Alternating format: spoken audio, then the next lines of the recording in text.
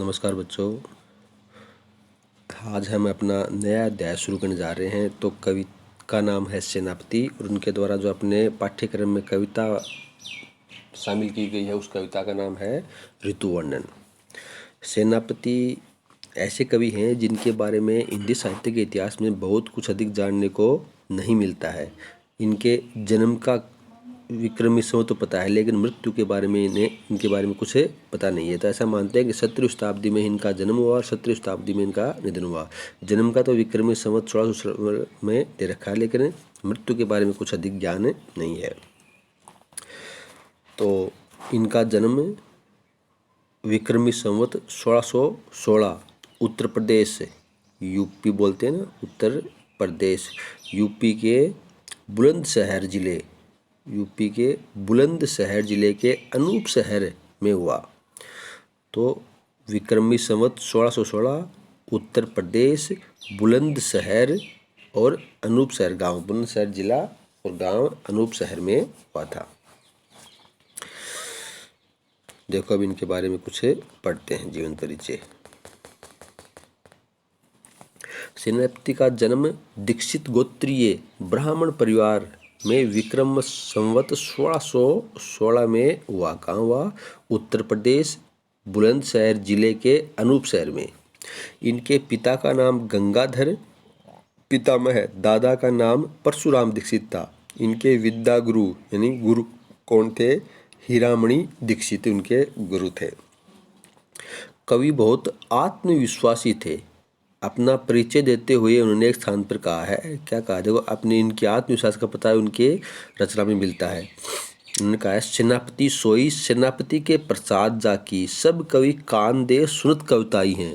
कि सेनापति तो वह है जो सेनापति का जिसे प्रसाद मिलता है, और जब सेनापति अपनी काव्य रचना करता है तो सारे कवि कान दे करके सुनते हैं, ध्यान पूर्वक सेनापति को सुनते हैं। तो अपने बारे में इन्होंने लिखा है कि सेनापति की रचनाओं का सभी कवि ध्यान पूर्वक सुनने का प्रयास करते हैं, सुनते हैं।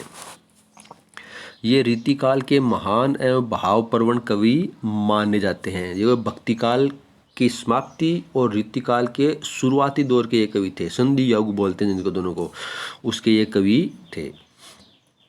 कुछ लोगों का कथन है कि सेनापति इनकी उपनाम या उपाधि है। देखो, इनके बारे में मैंने बताया कि इनके मृत्यु के बारे में भी कुछ अधिक पता नहीं है कि मृत्यु कहाँ हुई, कब हुई। और तो इनके नाम के बारे में भी कुछ मतभेद है।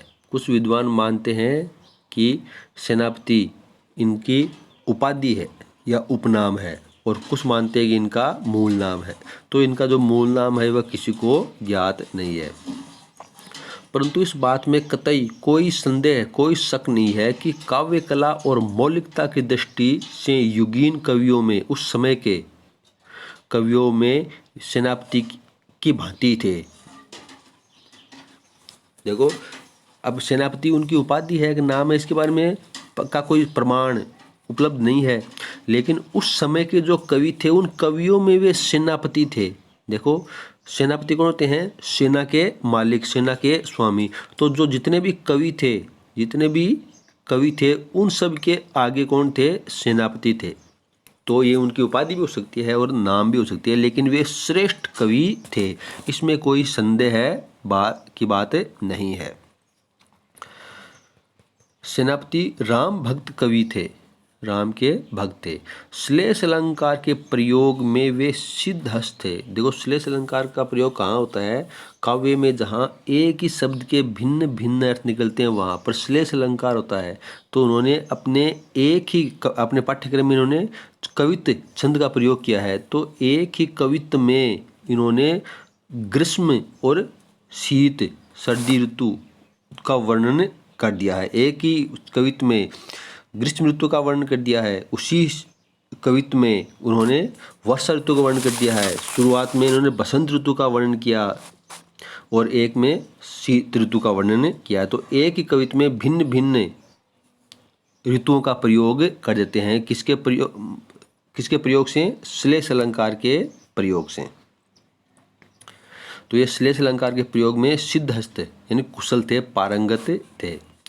उन्होंने किसी कवि का अनुसरण नहीं किया, यानी किसी कवि के छाया के रूप में नहीं चले, अपनी खुद की ही अलग काव्य रचना, काव्य शैली का विकास किया।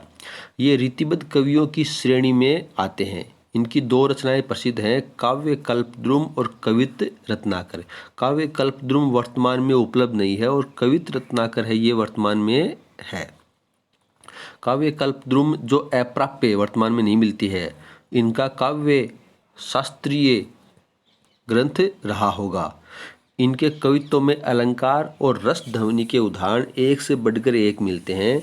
इन्होंने अलंकार संप्रदाय का अनुसरण किया, यानी अलंकारों का प्रयोग किया है। सेनापति ब्रज भाषा के कवि हैं। देखो, उत्तर भारत की सर्वश्रेष्ठ भाषा कवियों की ब्रज भाषा ही है, तो अधिकांश कवियों ने ब्रज भाषा का प्रयोग किया है। तो इसी प्रकार सेनापति ने भी साहित्यिक ब्रज भाषा का प्रयोग किया है। साधारण शब्द भी उनके हाथ में आते ही सैनिक की भांति सशक्त बन जाते हैं। देखो, सेनापति, सैनिक, तो सैनिकों के ये क्या थे? सेनापति थे। और ऐसे ही साधारण शब्द भी उनके हाथ में, यानी उनके काव्य में प्रयोग करने से एक सैनिक की भांति सशक्त बन जाते थे। वे फारसी शब्दों का प्रयोग भी करते थे। इनकी रचनाओं में प्रसाद और ओज गुण, देखो गुण होते हैं काव्य रचना में तीन, एक तो प्रसाद, एक ओज, एक होता है माधुर्य।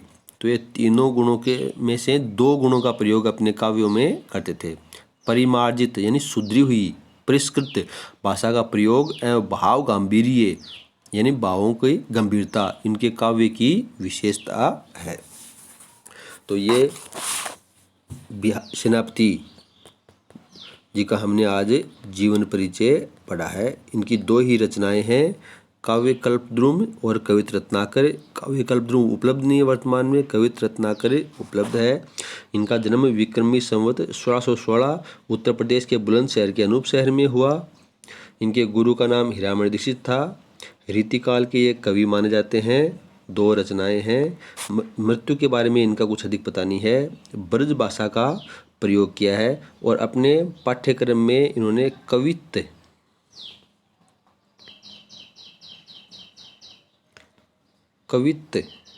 छंद का प्रयोग किया है। छंद है कवित का प्रयोग किया जो अपने पाठ्यक्रम में एक कविता सेनापति की शामिल की गई, उसका शीर्षक है ऋतु वर्णन। तो यहाँ प्रस्तुत कविता सेनापति के ऋतु वर्णन का प्रौढ़ और प्रांजल नमूना है। देखो, दो शब्द आए हैं, प्रौढ़ और प्रांजल।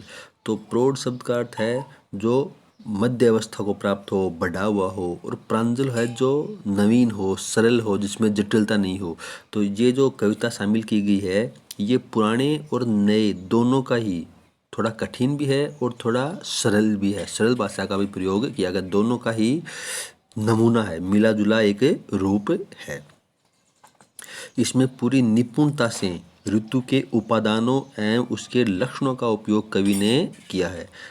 देखो, उपादान शब्द का क्या अर्थ होता है? जिसके माध्यम से हम ऋतु को पहचानते हैं, जिसमें नए नए पत्ते आना, फूल खिलना, सुगंधित वायु का बहना, पक्षियों का चहचहाना, ये सब ऋतु के उपादान हैं। तो इन सभी उपादानों का प्रयोग कवि ने इस कविता में किया है। बसंत का वैभव यानी सुंदरता पूरी छटा के साथ पंक्तियों में पिरोया गया है। कवि ने ऋतु वसंत का सूक्ष्मता पूर्वक मानवीकरण किया है। देखो, एक होता है मानवीकरण अलंकार, किसे कहते हैं? प्रकृति की तुलना जब मनुष्य व्यवहार से की जाती है तो वहाँ पर मानवीकरण अलंकार होता है। तो इसमें कवि ने मानवीकरण अलंकार का प्रयोग किया है।